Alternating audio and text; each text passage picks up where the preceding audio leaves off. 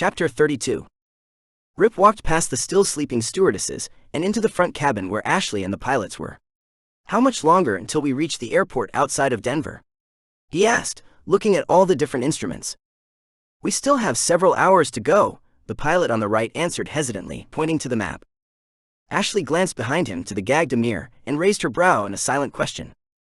He tilted his head back toward the main cabin and followed after her. "How come you didn't? Do more? I thought you had an entire plan of what you were going to do to him. I was there when you bought the scalpel and the nutcracker, which wasn't exactly easy to find, I might add." He rubbed the back of his neck and grimaced. "Yeah, I did, and then you reminded me that I was going too far."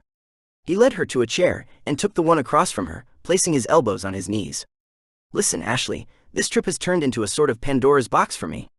I managed to close it once. I don't know if I can do that again. But there are things I wish to keep as buried as I possibly can." He pointed to Amir. "What I was going to do to him is one of those things. Torturing people is where the darkness really gets into you. It is impossible to remain detached while you are peeling the flesh off a person, or cutting their testicles off and cooking them for their dinner later. Acts like that, they break you as a person until you have been reshaped and start to enjoy it." "Then why were you?" He shook his head. "Like I said, Pandora's box. You would be surprised and disgusted by what they make child soldiers watch, and what they teach those who tend to survive long enough. Especially those who survive as long as I did. It's a line I don't want to cross, and yet I somehow found myself about to do just that anyway. Then, what you said as you were walking away, it helped bring me to my senses." Her brow furrowed as she digested his words. "So, what you're saying is that I might need to occasionally act as your conscience when I think you're going too far on certain things now that this part of you has been reawakened." He rubbed the back of his head and slowly nodded. "More or less, yeah. I mean, it's not like I've turned into someone else and have lost all reason or anything. I think it's more that old instincts have come back to the fore and currently have more control than they used to. Hopefully, this is more of a limited problem than a constant one. I think I can understand that. I do have one question though. Why do you have no compunction against killing other people?" "Why would I? Killing is normal. It's a fact of life. Everything in the natural world needs to die eventually, just as they all kill something in some form or another in order to survive. Even trees suck out nutrients from the soil. Their leaves can also prevent plants from growing beneath them. Herbivores are no better. It's called the circle of life for a reason. We humans just happen to think that we are better and above all of that. We seem to think that we are somehow unique, and that it sets us apart." Rip shrugged. "It doesn't. Yes, I am justifying my actions somewhat, but I also do mostly believe that. What about when it becomes personal? Like if someone came after me again?" His eyes flashed dangerously. "Just because it's natural doesn't mean I have to like it, Ashley. Animals will protect their mates and loved ones with a single-minded ferocity that can lead to their own deaths. If you were ever taken from me against your will, I would find out who did it and make them pay with every fiber of my being. I would declare an unholy war on them and everyone involved. Salting their ashes and desecrating their graves would be the least of my crimes against them." "Damn," she muttered. "That's intense. Can't you just tell me you love me like a normal person?" "I could, but you asked the question and I gave you a serious answer. Though I think I already proved, at least in part, some of the lengths I would go to in order to get you back." "That you did." She took a few moments to digest his words before changing the subject. "What are we going to do with him?" Amir was slumped unconscious in his chair, the wounds to his knees and crotch still bleeding and uncared for. Rip shrugged. "We can either leave him alive for the cleaners to do with as they may, or kill him when we get closer to our destination. Other than that, I have no real preference. As I have said before though, leaving him alive and free to come after us would be a mistake." Her eyes hardened as she remembered what Amir had tried to do, and to the many people he had successfully done it to. "I have an idea. He said that he usually conducted work on these long flights when he couldn't find anyone to accompany him, right?" Rip nodded, wondering where she was going with this. "That means he must have an internet connection connected to the plane. How about we rob the scum-sucking shitbag for all he's worth as well? We'll force him to transfer every last penny he has into our new accounts. Then when we land, we'll reach out to the Weaver and see if she can get in touch with his victims. Hopefully, the amount of money he has in his bank account will allow those who are still alive to start rebuilding their lives." Rip tapped his knee and thought for a moment before agreeing. We can also use some of it to put out a hit list for every single official that he ever bought off as well. The bulk would go towards his victims, a portion towards paying for the hit list, and then the rest toward the weaver for her services. Assuming, of course, we can get him to cough up everything. I need to think about that, Ashley said after a moment. Doing what he suggested felt like a large step forward into this new life. She wasn't entirely sure she was ready for that. When it was just him doing everything, it was relatively easy for her to simply close her eyes and pretend she was playing no part in what was going on. Participating in the creation of an actual paid hit list was beyond that. It was her actively participating in what was going on. Not out of a feeling of revenge or disgust, well, maybe a little disgust, like with the mercenaries, but because she was actually making the conscious choice to do so. If she did this, she would be ordering the deaths of an unknown number of people. Guilty people, yes, but people who had families as well. This was not a choice that she had ever thought she would need to make. She didn't like it, and for a brief moment she resented Rip, Amir, her father, his company, and everyone else who had brought her to this point. This was not the type of decision that normal people were expected to face. Then again, she had always known Rip wasn't normal. No matter how hard he tried to hide it, there had always been something different about him. When it came right down to it, she could blame her family's business for getting her kidnapped. However, it was entirely her choice to get involved with Rip. When they had first met, there had been a haunted gleam in his predator-like eyes. Anyone who approached him back then knew exactly where they stood with the young man. Before the greeting had even come out of your mouth, he had already found your weak points. She had bought into the wrong side of the tracks story. After all, only someone who had fought for their life growing up, whether it was against a malicious parent or vicious gangs, could have those scars and that stare. No matter what though, she had chosen him, all the while ignoring the nagging feeling that there was more going on that wasn't being said. Rip watched as Ashley struggled with the choice he had laid out before her. He hadn't meant for it to be something so difficult to decide on. All he was trying to do was help some people while righting a few wrongs. He wasn't even attempting to do something as silly as even out the red in his proverbial ledger of death. Even if he believed that was possible, he didn't really think it mattered. All the lives he had taken as a kid had been against his will and had been needed so he could survive. It was an ugly world, and there was no changing it. "Talk to me, Ash," he said, after seeing her struggle with the decision for a few moments. "What are you thinking? What's the problem?" She smiled sadly at him. "I'm a normal girl, Rip. Or at least I was before we took this trip. I never thought I would hold people's lives in my hands like this. Depending on the choice I make, a bunch of people will die. But if I don't make that choice, then they get away with what they have done." Rip gently pulled her onto his lap, ignoring the flash of pain from his injuries. "I am so sorry. I didn't even think about how that would affect you. It wasn't fair of me to put a decision like this on you. Would you like me to just make the choice?" She sank her head into the crook of his neck and slowly shook it. "No, it wasn't, and no, I think this is something that I need to do. All the fancy lettered agencies know what happened on the island. Our lives are going to change when we make it back. Whether we like it or not, they are going to want you, and if we are sticking together, then that means they will want me in some form as well. I need to get used to making decisions I don't like." Chapter 33. The cabin of the plane was silent, as Rip absorbed the full meaning of her words. Despite everything that had happened, he hadn't really taken the time to consider how things would change once they touched down. He had been solely focused on getting back and saving her family's company. Everything outside of their more immediate concerns had just sort of faded into the background. "All right," Ashley said softly after several long minutes of being lost in thought. "Let's do it. Those people all need to pay for what they did. I have no idea if it will even work or how it really works though. I've never transferred large sums of money before, and I can think of dozens of things that can go wrong, but let's do it. The easiest one is a wire transfer, but they take time and don't go through the bank itself. Luckily, our new identities came with international bank accounts. That will make the entire process much faster than if we had tried transferring the money to accounts in the States.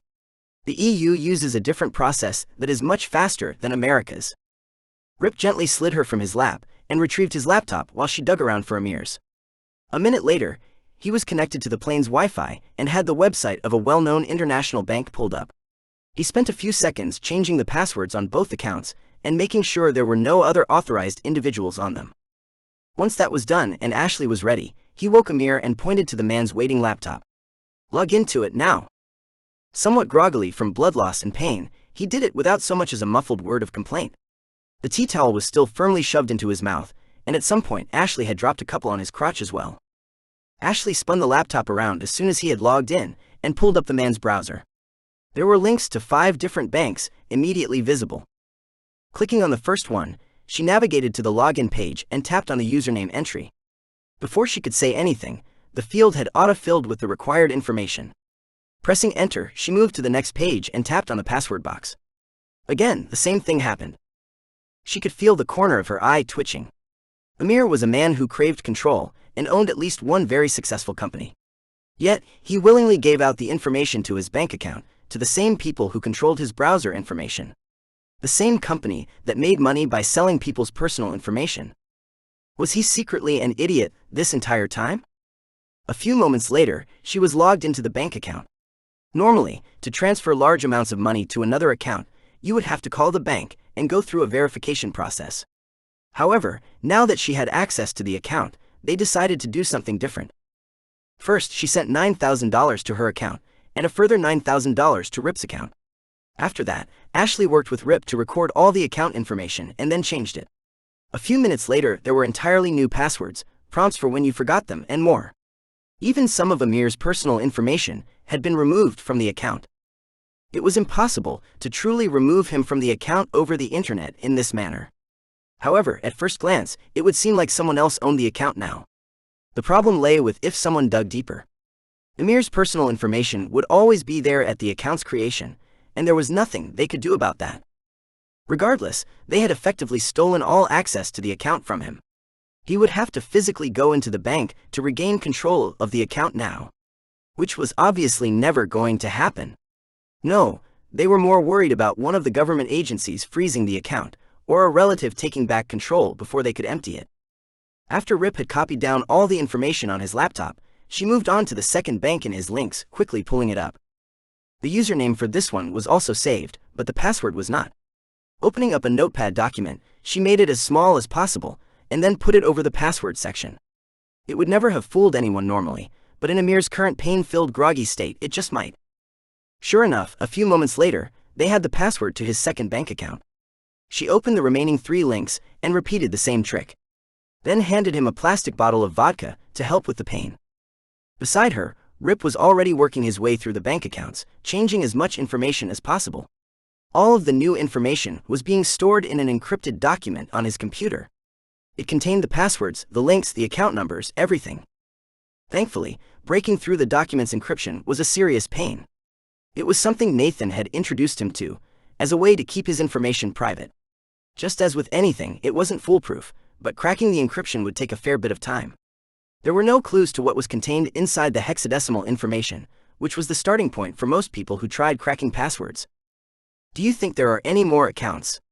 Rip asked after they had finished changing the last of the passwords and transferring the $9,000 to each of their accounts. She shrugged. "Maybe, probably. Do we need it though? What is inside these 5 accounts is already plenty. If we don't take it, the government or his family will. I'd rather the government didn't have any of this money, and I know nothing about his family, but I don't think they deserve any of it either.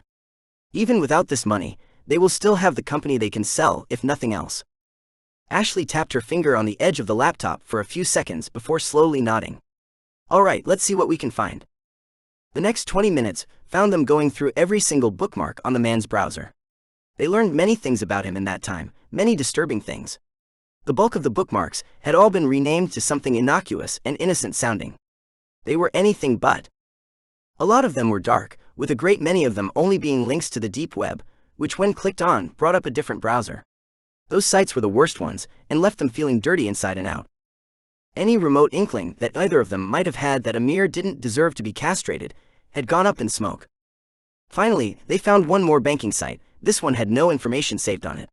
Fortunately, he always used the same username variation when possible. It only took them a couple of tries to find a username and password combination that worked from the list they had created.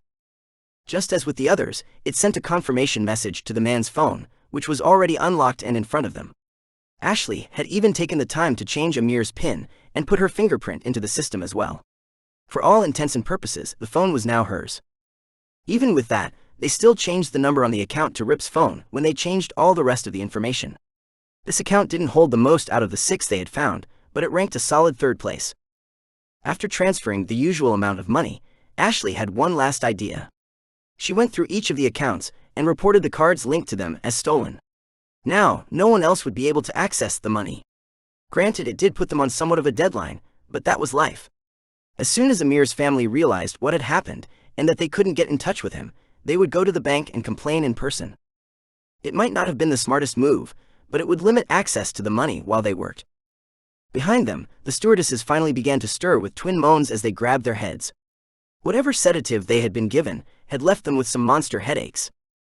Ashley got up to talk to them, while Rip started to put together more money transfers. A couple of the bank websites even let him automate the process, asking if he would like to simply do that action repeatedly. He put together a set of rules for the transfers and then hit enter. Every few minutes, $8,000 would be transferred out of the account to Ashley's bank account. He then created a similar transfer for his own account and let it run. The numbers were small enough that it wouldn't alert anyone, and the money was coming from the main account instead of a savings account, so there was no problem there either. The only real problem was how easily traceable all of this would be. They would need to hope that the Weaver had access to someone who could erase all of this data for them. That was a problem for later, though one they would definitely mention to her the next time they contacted her. Chapter 34. Saying Amir was hammered would be putting it lightly. He had downed the entire bottle of vodka and started spilling one secret after another. The combination of extreme blood loss and pain had turned him into a true lightweight. When you had less blood than normal, it was far easier to dilute it with alcohol and get drunk. Even if he had thought he knew his limits, they obviously wouldn't apply under those circumstances. Once he started talking, Rip made sure his phone, microphones, and cameras were still recording and settled back for the show. It was disgustingly glorious, as he incriminated himself again and again and again. At some point during the man's drunken rant, the 2 stewardesses and Ashley had come up behind him. The 4 of them were listening to his drunken confessions in solemn silence. It didn't take long for one of the stewardesses to make a dash for the bathroom and begin throwing up. Amir was no terrorist or mass killer. What he was, instead, was a man who simply didn't care about other people. In his eyes, everyone other than himself was worthless, and no better than the ants he had crushed as a child. He was a true psychopath, and entirely unrepentant for anything that he had ever done. He saw no reason to be. After all, his actions hadn't been destroying the lives of people but semi-annoying bugs. Nothing more, nothing less. You know, going to prison is going to do a man like this absolutely no good, right? Rip asked Ashley, after she had given Amir another bother of alcohol, this time a full bottle of whiskey after growing sick of hearing him talk. This isn't the type of man who will change. Instead, given half a chance, he will fool everyone in the penal system into thinking that he is a model prisoner and get an early release. I am slowly coming to understand that, yes. She admitted after a few shaky breaths. And I know we should just kill him at this point, but a part of me is still afraid of making that call. Then don't, I will. Just know that it doesn't actually change anything inside you when you make that decision. It's dwelling on and obsessing about it that has the potential to change you. We dwell on choices we make every day, this one is no different. You've simply convinced yourself that it is more important than the other choices you are going to make today that you could be obsessing about. Which I think is unfair. This guy is scum. He doesn't deserve a second thought on anyone's part. You make it sound so easy, she muttered with a snort. People can't control those obsessive thoughts you are talking about. We all have them, whether it's about something stupid we said or did, or a heavy, potentially life-changing decision we made that day. I know, and that's my point. You just need to realize that is all it is. An obsessive thought that you are giving undue weight. I'm not saying it's wrong to think about it and consider the actions that brought you there and why you did what you did. You don't want to end up like me, Ashley, with a near-complete disregard for people I don't know. That isn't you, and I would hate to see you end up like that. She closed her eyes and buried her head against his chest. What you are saying makes sense, but I also know changing how I think isn't something I can change right away. It is something that I will have to work on. Her fist thumped lightly against his shoulder, high enough up that it wouldn't hurt him. I have to admit, Rip, it makes me sad to hear you talk about yourself like that. This trip has been very enlightening, in ways that I never thought it would be. We've been together for years, and yet I feel as though I have learned more about you during this trip than all the rest of our time together. He sighed and held her close. His arms were warm as they engulfed her. Sorry. I know that doesn't make up for hiding everything from you, but I am. More than that, I am sorry that a part of me is glad that all of this happened because at least now you finally know. She elbowed him in his good side. That's going a little too far, but I understand the sentiment. She glanced over at the absolutely blitzed Amir. The flap of skin from his cheek hung down near his jaw, and trails of dried blood covered his neck and a once nice shirt. By this point he was barely coherent, the bottle of whiskey mostly forgotten in his hand. Traces of blood could be seen floating around the amber liquid and the mouth of the bottle. I'll be upfront with the pilots. Finish this, and then move the bodies into the back area where we don't have to look at them constantly, please. She said after a moment, making her choice. She might lose a little sleep over it, but Amir was truly the scum between her toes. Rip pressed a kiss against the top of her head. All right. Take both of the stewardesses with you. I'll clean up back here and then join you. Chapter 35. The pilots were looking nervous as the plane began its descent toward the small airport outside of Centennial, Colorado. They had no idea what was going to happen after everything that had gone on during this flight. Everyone knew they weren't exactly innocent in what happened on board the plane. While they had never participated in any way, they were well aware of everything Amir had done. However, Rip had no desire to reap their lives, while Ashley didn't have the stomach to ruin them. Instead, they would be leaving their fates to the cleaning crew and whoever else showed up with them. Ashley had spent some time putting a video together of Amir's various confessions. It made sure they were never shown and was relatively short, as it was simply a series of clips.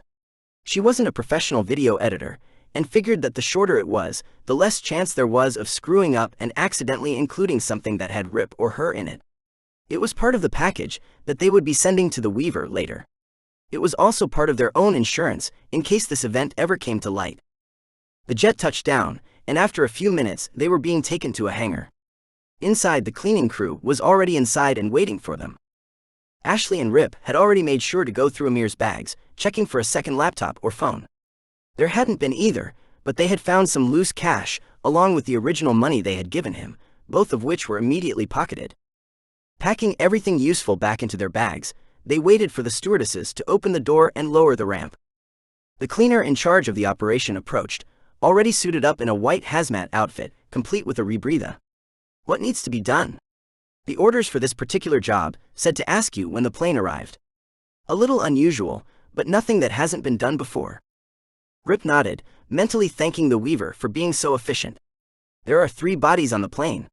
They need to disappear, and everything needs to be scrubbed clean, top to bottom.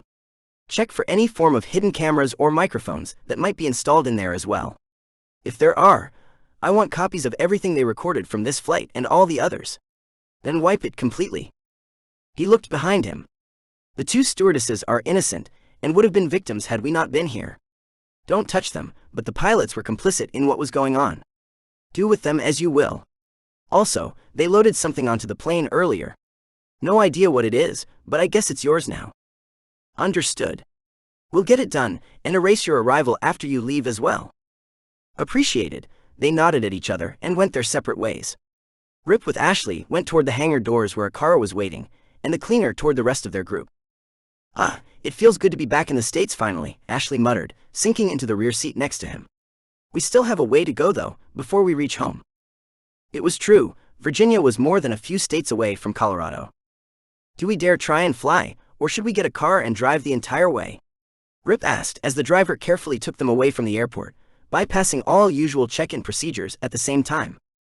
If we drove constantly, it would only take us a couple of days to get there. A flight would be much faster, of course, but also possibly expose us to the authorities. She replied softly, aware that the driver might be listening to them. I agree, and we could buy a vehicle. That way, we wouldn't have to worry about dealing with a rental service. Rip worked through the different options before shaking his head. I think flying would be the better option at this point. No matter what, we are going to get noticed at some point. We are going to Virginia, after all. It would be almost impossible for them not to also be watching our apartment or your father's home. I did tell them we were coming back, no matter what. I think it is better for them to find us sooner rather than later at this point. Whether that is as we are coming off the plane in Virginia or entering our apartment. Either way, it will give us more time to handle everything if we fly than drive. If we do that though, then we will have to leave all our weapons behind, Ashley pointed out. Rip shrugged. We can strip them down to parts, pack them up and mail them if we want. Or simply get rid of them all, and buy new ones once we get home. Either is possible. I think it might be best if we simply get rid of them, she said after a moment.